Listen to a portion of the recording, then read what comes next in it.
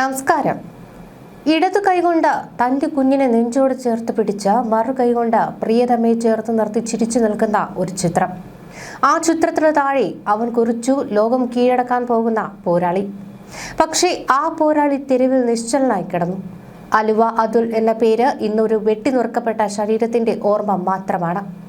സിനിമയിലെ ഹീറോയിസം ജീവിതത്തിലേക്ക് പകർത്തിയവർക്ക് കാലം കരുതി വെച്ച ക്രൂരമായ മറുപടി.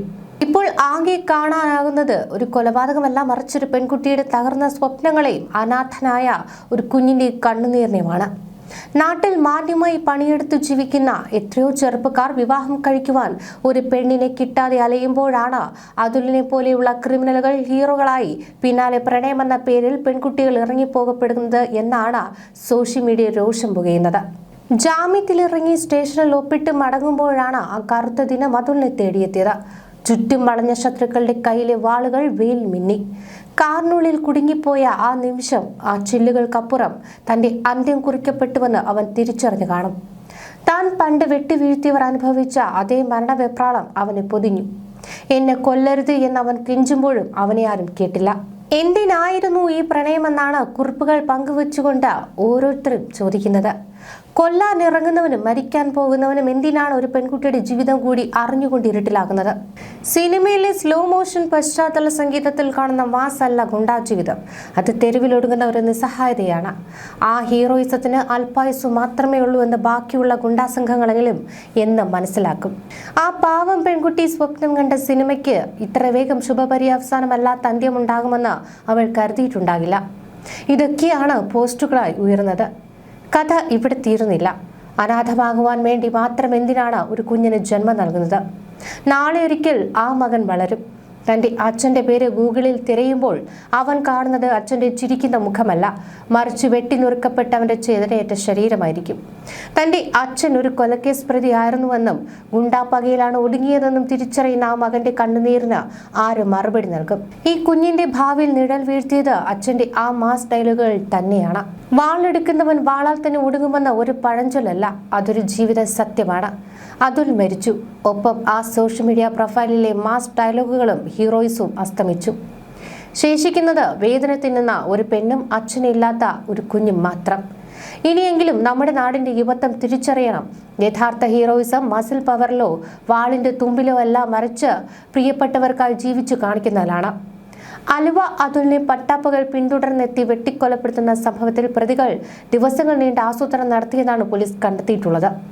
പോലീസ് സ്റ്റേഷനിൽ നിന്ന് ഒപ്പിട്ട് മടങ്ങുമ്പോൾ അലുവ അതുലിന്റെ വാഹനത്തിന് മുന്നിലായി 2 കാറുകൾ സഞ്ചരിച്ചിരുന്നു. അതുലിന്റെ വാഹനത്തിന്റെ വേഗം നിയന്ത്രിക്കുവാനായിരുന്നു മുൻപിൽ കൂടി കാറുകൾ സഞ്ചരിച്ചത്. കാറിൽ യാത്ര ചെയ്തവരിൽ അതുലിനെ മാത്രം കൊലപ്പെടുത്തുക എന്ന ഉദ്ദേശം പ്രതികൾക്കുണ്ടായിരുന്നു. കരുനാഗപ്പള്ളിയിൽ മുൻകൂട്ടി കണ്ടെത്തിയ സ്ഥലമെത്തിയപ്പോൾ അതുൽ സഞ്ചരിച്ച കാറിന്റെ വശത്തു നിന്നും തട്ടിയാണ് വശത്തെ കുഴിയിലേക്ക് തള്ളിയിട്ടത്. തുടർന്ന് കാറിൽ നിന്ന് പുറത്തിറങ്ങിയ സംഘം അതുലിനെ ആയുധങ്ങൾ കൊണ്ട് വെട്ടിക്കൊലപ്പെടുത്തി. ഏറെ നാളായി അതുലിനെ കൊലപ്പെടുത്തുവാൻ പ്രതികൾ തയ്യാറെടുക്കുന്നുണ്ടായിരുന്നു. ഇത് മനസ്സിലാക്കിയ അതുൽ പകരം വീട്ടുവാനുള്ളവരോട് പറയാനുള്ളതെന്ന പേരിൽ ഇൻസ്റ്റാഗ്രാം റീലും ഇറക്കി. ഇതോടെ പ്രതികൾക്ക് പക ഇരട്ടിച്ചു. മുഖം മറയ്ക്കാതെ കൊലപാതകത്തിൽ പങ്കെടുത്ത പ്രതികളെ മനസ്സിലാക്കി പോലീസ് നടത്തിയ അന്വേഷണമാണ് പ്രതികളെ മണിക്കൂറുകൾക്കകം പിടികൂടുവാൻ സഹായിച്ചത്. സഹായികളായ 2 പ്രതികളെ പിടികൂടിയ പോലീസ് ചോദ്യം ചെയ്യലിൽ മറ്റു പ്രതികളെ കുറിച്ച് മനസ്സിലാക്കി. തുടർന്ന് 4 പ്രതികളെ മുണ്ടക്കയത്തിന് സമീപത്തുള്ള മുരിക്കും വയലിൽ നിന്നും സാഹസികമായി പിടികൂടുകയായിരുന്നു. രാത്രി 11:30-ക്കായിരുന്നു വീട്ടിലൊളിച്ചിരുന്ന പ്രതികളെ നാട്ടുകാരുടെ സഹായത്തോടെ പിടികൂടിയത്.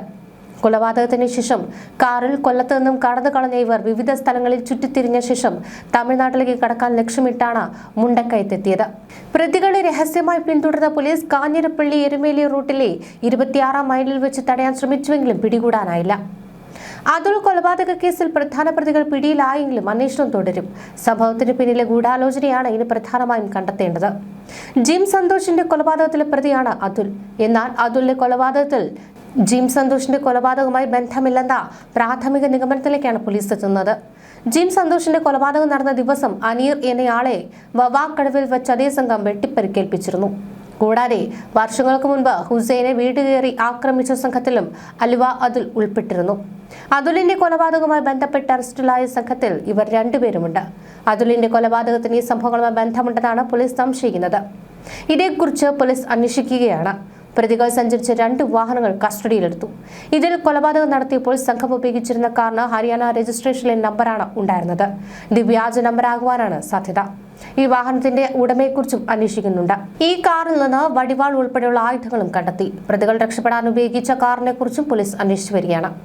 സംഭവത്തിൽ 10 പ്രതികളെ പോലീസ് അറസ്റ്റ് ചെയ്തു. കടത്തൂർ കടമ്പള്ളി തെക്കേതിൽ അനീർ എന്ന 32-കാരൻ, തഴവ കടത്തൂർ കരീപ്പള്ളി കിഴക്കേതിൽ 28-കാരൻ വിഷ്ണു, കടത്തൂർ വലിയത്ത് പടിഞ്ഞാറ്റേതിൽ 30-കാരൻ നൌഫൽ, കടത്തൂർ കുന്നേൽ വടക്കേതിൽ ഹുസൈൻ 31 വയസ്സ്, കുലശേഖരപുരം കൊച്ചുവീട്ടിൽ 30-കാരനായ ഷംനാഥ്, പുലിയൂർ വഞ്ചി വടക്ക് റഹീം മൻസിലിൽ മുഹമ്മദ് ഫൈസൽ ഖാൻ എന്ന 29-കാരൻ, കടത്തൂർ ഫാത്തിമ മൻസിലിൽ അലി ഉമ്മർ എന്ന 24-കാരൻ, തേവലക്കര തടത്തിൻ വീട്ടിൽ ഷിനു പീറ്റർ എന്ന 31-കാരൻ, കുലശേഖരപുരം കൊല്ലണ്ടയ്യത്ത് വീട്ടിൽ 21-കാരൻ ആദിൽ മുഹമ്മദ് എന്നിവരാണ് അറസ്റ്റിലായത്. അതേസമയം ഈ വിഷയത്തിൽ സാമൂഹിക നിരീക്ഷണം പങ്കുവച്ചിരിക്കുകയാണ് സന്തോഷ് പണ്ഡിറ്റ്.